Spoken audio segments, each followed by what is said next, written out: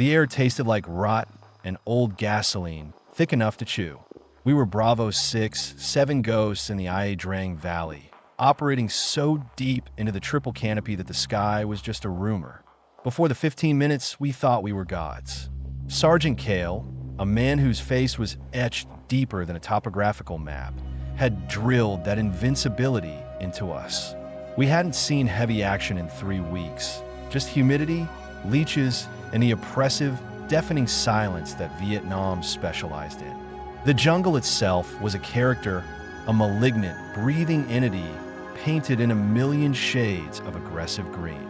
Every shadow held a lie, and every footstep was a betrayal of the quiet. Doc, our medic, perpetually smelled of stale cigarettes and penicillin, and he kept whispering the casualty reports he'd heard from Pleiku, trying to pierce Kale's shield of confidence. PFC Miller, 19 and still smelling of barracks soap, kept polishing the same spot on his M16 receiver, a nervous tick that told us he hadn't yet been baptized by fire. Our gear, the web belts heavy with 40mm grenade rounds, the canvas staining with days of sweat, the metallic tang of CLP oil, was the only real comfort we had. We were strung out along a narrow, sloping track, ostensibly following a faint, broken NVA signal trail. Kale halted us by raising a fist, the gesture sharp enough to cut the heavy humidity. We dropped instantly, melting into the undergrowth, the elephant grass scratching against our fatigues like sandpaper. The heat was a tangible weight, stealing our breath and blurring the edges of the world. We waited, suspended in that terrible stillness. The sound of a single drip of moisture falling from a fern onto a wet root sounded like a hammer blow in the vacuum of the jungle. Kale signaled 4 fingers, 2 hours until dark. 2 hours of nothing. 2 hours of waiting for the war to decide if it was going to touch us or pass us by. That waiting, that slow, creeping psychological torture, was worse than any exchange of fire. It allowed the mind to conjure scenarios, to catalog fears, to realize just how fragile the thin line of our 7 bodies was against the incomprehensible mass of the Vietnamese jungle and the enemy it hid. Miller coughed, a soft, dry sound, and Kale's eyes, flat and gray like river stones, locked onto him with a severity that needed no spoken reprimand. The silence swallowed the cough hole. We were 7, armed and trained, believing truly that we were the sharpest edge of the American military machine, untouchable, professional, invincible. It was the last moment we would ever hold that comforting delusion. The silence persisted for nearly 48 hours. 2 full cycles of sun and moon filtered through the unbroken canopy, amplifying the tension to a breaking point. It was not the silence of peace. It was the silence of a held breath, the jungle waiting to pounce. We moved like ghosts, each man meticulously tracing the steps of the man in front, trying to avoid the snapping of bamboo or the rustle of dry leaves, sounds that could become the prelude to our end. Every nerve ending was screaming, overloading the senses. The smell of decaying vegetation and mildewed canvas became the dominant reality. Kale was pacing slower now, his senses stretched taut. He stopped at a small creek bed, the water sluggish and red from the surrounding clay, and pointed to a single, deep boot print. Not our issue. NBA. Old, but recent enough to tighten the knot of dread in our stomachs. Specialist Reyes, our point man who walked with the fluid grace of a hunter, used his knife to gently probe the soil around the print, checking for booby traps, toe poppers, punji sticks, or something worse. The dual reality of the war was grinding us down. The boredom of the waiting mixed with the visceral certainty of impending violence. We were hallucinating contact. A sudden shift in wind sounded like an approaching column. The chatter of monkeys seemed like coded enemy communication. Miller, his face slick with sweat and grime, whispered to me, "Sarge, I feel like I'm breathing water." I didn't answer. There was no good answer. The jungle was designed to wear you down, to break the psychological core before the physical attack even started. Kale, noticing the collective slump in morale, pulled out a small, laminated picture of his daughter. a brief, agonizing tether to the world we had left behind, and stared at it for a calculated 30 seconds before tucking it away. It was a reminder of why we fought, but also a cruel highlight of what we stood to lose. We settled into a defensive perimeter near a low ridge. The instruction was simple: absolute quiet, fire discipline rigid, no movement. We spent the next 12 hours observing the enemy not through sight, but through the absence of it. No birds sang near us. No large insects buzzed. The jungle was unnaturally sterile. It was too quiet.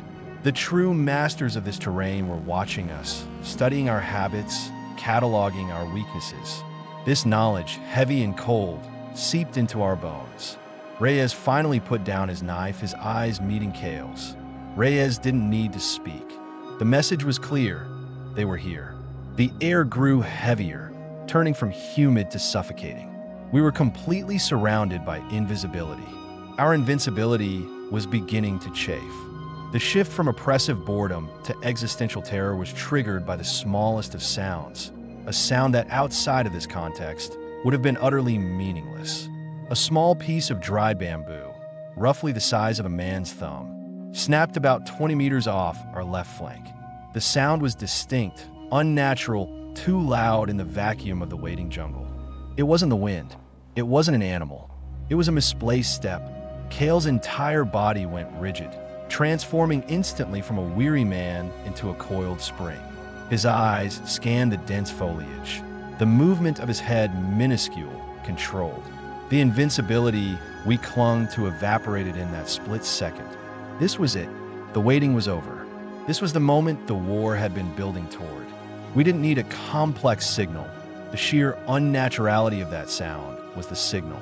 Reyes, hugging the dirt, slowly, agonizingly slowly, edged his M16 forward, the muzzle barely disturbing the tall grass. Doc gripped his own rifle, abandoning his medical bag temporarily, the fear evident in the white-knuckle grip. We knew the drill. Never fire until you're fired upon, unless the target is confirmed and overwhelming. But in this landscape, confirmation was impossible until they were on top of you. Kale brought his hand up, palm facing down, signaling absolute halt, absolute silence. The next 6 minutes felt like 6 hours. We listened to the jungle breathe, waiting for the countersound, the confirmation, the muzzle flash. The jungle held its own breath. Then a faint, metallic clicking sound, the unmistakable safety mechanism of an AK-47 being thrown off. It was close. Too close. Kale didn't wait. He mouthed the command. Claymore. Private Johnson, huddled behind a thick mango tree, reached back without turning his head, fumbled for the detonator wire, and squeezed the handle. The blast was deafening, tearing a ragged hole in the jungle's veneer. A flash of brilliant orange, followed by a shower of shredded wood, leaves, and something wet and thick. The enemy hadn't been expecting us to initiate. They had been maneuvering for a clean sweep. The sound of the explosion was the breaking of the world, the final, irrevocable rupture of the tense silence. Before the echoes could die, the jungle erupted in return. We were no longer hiding. We were fighting for the next second of life. The 15 minutes had officially begun. The moment the Claymore detonated, the jungle transformed into an inferno of noise and violence. It wasn't a skirmish. It was a full-scale ambush executed with brutal precision. The enemy fire came from 3 directions simultaneously: high ground, left flank, and the very ground beneath us. We were trapped in a pre-sighted kill zone. The sound was not just loud. It was physical, hammering against our chest plates. RPG SP-40 rockets screamed in, impacting nearby trees, showering us with hot, jagged splinters of wood and shrapnel.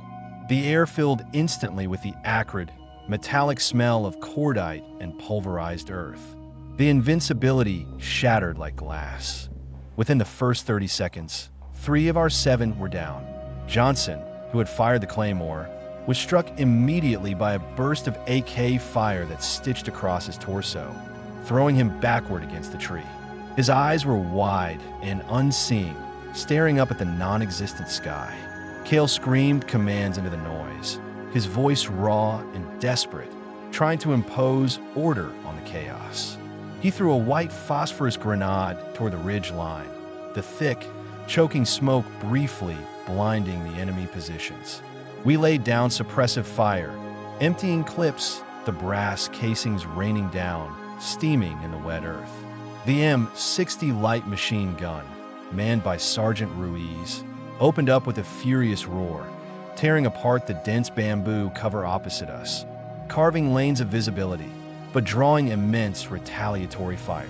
The muzzle flashes were blinding strobe lights in the deepening jungle gloom.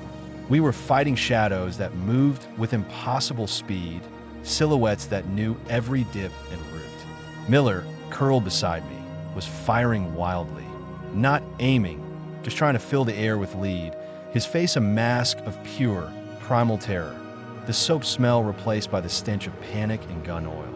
A rocket landed close enough to vibrate our teeth loose, temporarily deafening me in one ear and sending hot debris stinging across my face.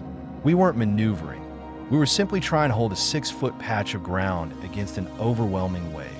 The disciplined fear turned into desperate animal survival. This was not the war of the movies. This was the hell of confusion, noise, and instantaneous death. The only reality was the sight picture in the M16, the steady, rhythmic pressure on the trigger, and the frantic search for a new magazine under the crushing weight of the enemy's relentless attack. The clock was ticking, minute by minute, stealing our breath and demanding our blood. The fight devolved rapidly into close-quarters butchery. The enemy, having clearly planned this engagement for hours, started rushing our perimeter, leveraging the disorienting smoke and noise. They were Viet Cong regulars, lean and fast, carrying satchel charges and fixed bayonets. Kale emptied his magazine at a rushing figure, dropping him mid-stride, then transitioned seamlessly to his .45 sidearm, dropping a second man attempting to flank his position. The heat of the rifle barrel burned my hand through the Nomex glove. There was no time to think, only to react. I saw Reyes, 30 feet away, grappling with an enemy soldier. There was a sickening, wet sound, and Reyes slumped, the VC soldier falling on top of him. I tried to pivot, but a burst of automatic fire forced my head back down into the muddy earth, the impact knocking the air from my lungs. The ground was slick with mud, water, and blood. We were fighting in an oven, an echo chamber where every sound magnified the impending doom. Ruiz's M60 suddenly sputtered, then fell silent. I risked a glance. Ruiz was slumped over the weapon, motionless.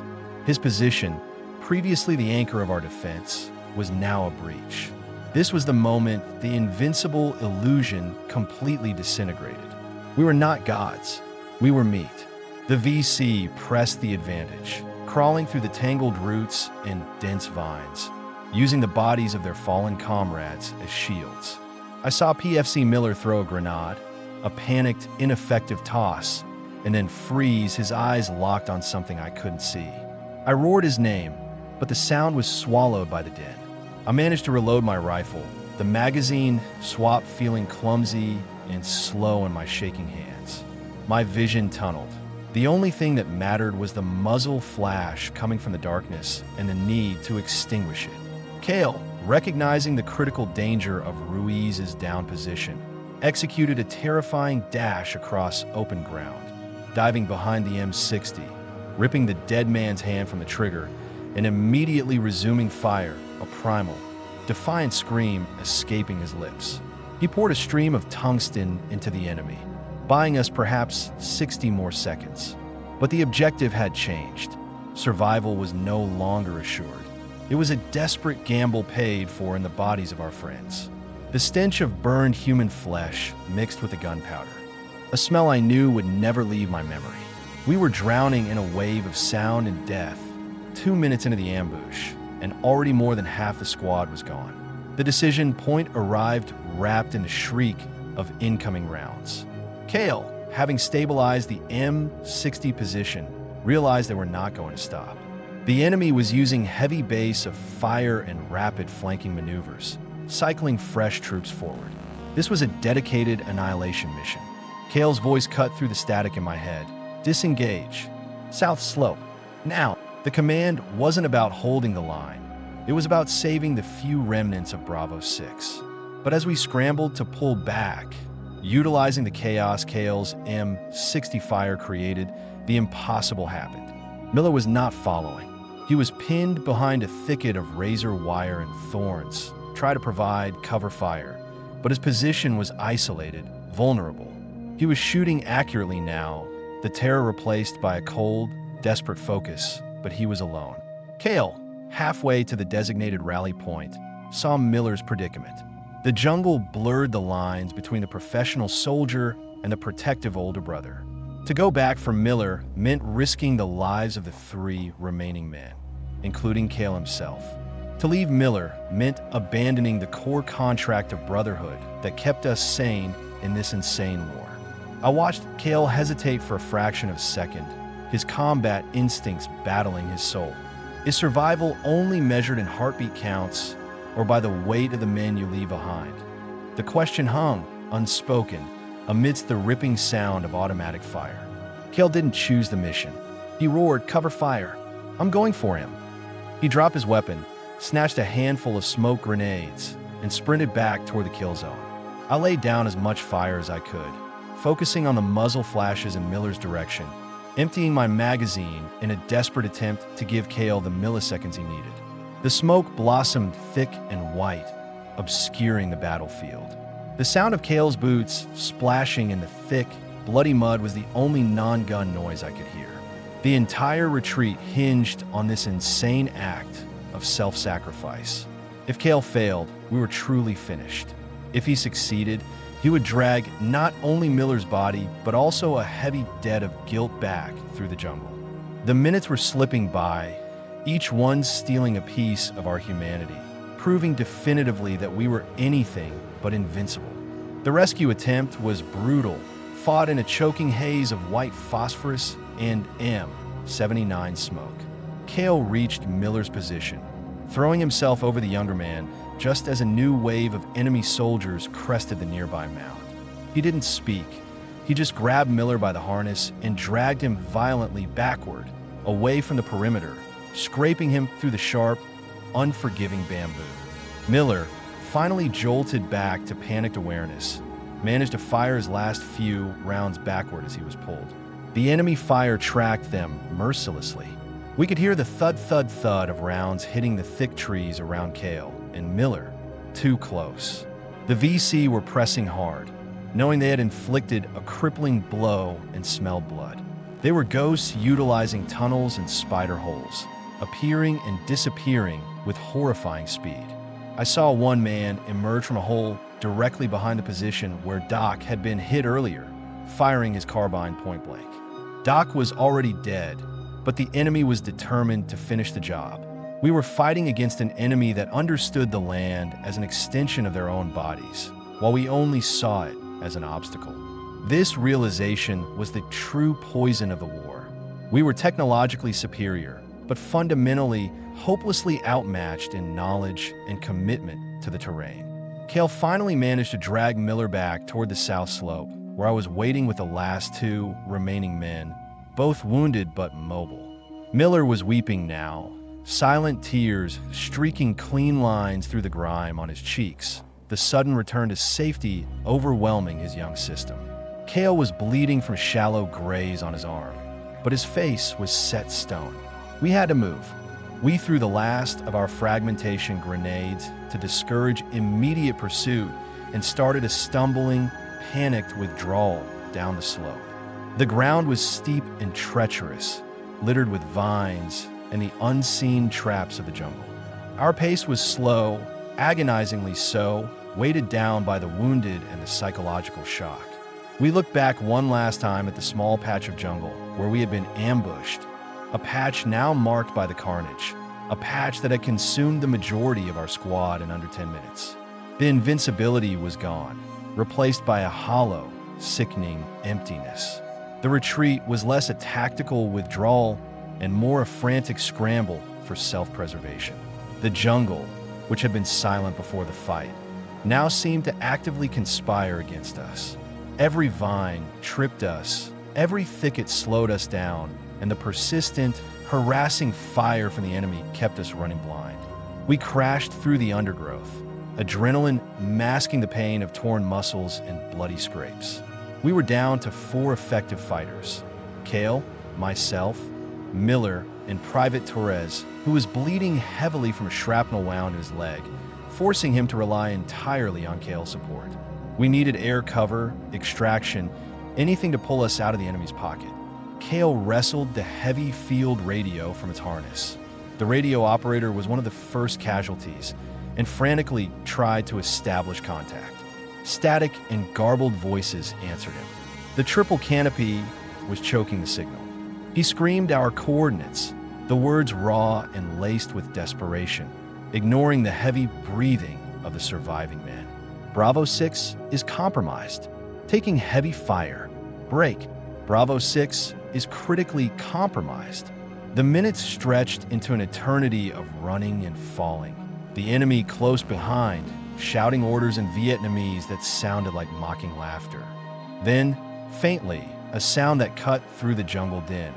The distinctive chop chop chop of a Huey approaching fast and low. A Loach gunship responding to the faint SOS. The sound was a sudden, glorious injection of hope. The Loach, piloted by men who risked their lives flying low into hostile airspace, started making passes over our suspected location, the door gunners laying down suppressing fire. The air smelled of aviation fuel and spent shell casings. The VC pursuit immediately slackened, forced to seek cover from the aerial onslaught. Kale used the precious minutes of reprieve to establish a temporary perimeter near a small, rocky outcropping. He looked at us, four exhausted, broken men, our faces plastered with mud, blood, and the wide, staring eyes of shock. The silence returned, but this time it was different. It was the ringing silence of deafness after a major explosion, a profound, immediate quiet following the absolute sound of war. The ambush had ceased as quickly as it began, but the destruction was irreversible. We spent the next hour waiting for the extraction bird, nestled into the rocky crag. The only sounds were the frantic whirring of the Huey circling far above, the slow dripping of blood from Torres's wound, and the ragged, shallow breathing of the survivors. Kale conducted a grim inventory. We had started with 7 men, fully equipped, believing in our mission and our strength. We were now 4, battered and functionally useless. Johnson, Ruiz, Doc, and Reyes gone left behind in the mud and vines 50 meters up the slope. The realization settled over us, heavy and cold. The 15 minutes had not only taken their lives, but had destroyed the very foundation of our belief system. We were not invincible. We were disposable. Kale, always the professional, methodically checked the remaining ammunition, distributed water rations, and then finally allowed himself a moment of stillness. He looked directly at Miller, whose eyes were still vacant, staring straight ahead at nothing. The M16 resting across his lap like a forgotten toy. The boy was technically alive, but the man had been murdered in the span of one brutal, fast exchange. The Brotherhood had been tested and survived, but it was now a scarred, bleeding thing. The extraction Huey finally descended, kicking up a furious cyclone of dust, leaves, and debris. The moment the ramp dropped, revealing the worried faces of the crew chief and the door gunner, the full weight of the trauma hit me. We were safe, but we were fundamentally changed. We stumbled onto the ramp, helping Torres onto the floor, the stench of aviation fuel overwhelming the smells of death and decay. As the Huey lifted off, Kale leaned out the doorway for a final look at the green expanse that had nearly consumed us. He wasn't looking for the enemy. He was looking at the ghost of the boy he used to be. The war had redefined survival for us. It was no longer about winning battles, but about minimizing loss, and even that was a constantly failing endeavor. We had survived the fight, but we had lost the core of our souls. The journey back to the forward base was silent, punctuated only by the roaring turbines and the metallic clatter of the machine gun chain. We were flying over the vast, endless green of the jungle, a landscape that now seemed utterly alien and hostile, concealing untold dangers and the bodies of our friends. When we finally landed at the dust-choked firebase, the scene was sterile and organized, a world apart from the visceral chaos we had just left. Medics rushed to meet the bird, their faces mirroring the pity and weariness that defined the war effort. As I stumbled off the ramp, helping Kale support Torres, I looked back at Miller. He was the last one out, moving mechanically, his eyes still distant. He stopped at the edge of the landing pad, his uniform shredded, covered in the blood of others and the sticky red clay of the Ia Drang. He didn't look like the panicked recruit who cleaned his rifle obsessively. He looked like a broken porcelain doll, held together only by threadbare fatigues. Kale walked over to him, gently taking the M16 from his hands. The weapon was hot, the barrel warped from overuse, and guided him toward the waiting document. Kale's face, usually impassive, showed a profound, aching weariness that was deeper than exhaustion. The invincibility we had preached and believed in was a cruel joke. It had taken 15 minutes of true, unrelenting combat to strip us bare, to expose the fragility beneath the armor, the terror beneath the discipline. We were survivors, yes, but the cost was the realization that the war was not a grand narrative of heroism, but a series of pointless, violent deaths in a jungle that did not care. The Brotherhood survived, but it was forged in a shared, unbearable trauma. The memories of Ruiz's quiet professionalism, Doc's gentle humor, and Reyes's silent efficiency were now reduced to the mud-stained name tags we carried. We had survived, but the fight had not left us. It was now permanently etched into the landscape of our minds, an endless echo. The war had claimed our souls, long before it claimed our bodies. This was the true combat. The moment the lie of being invincible was annihilated, leaving only the fragile, human reality behind.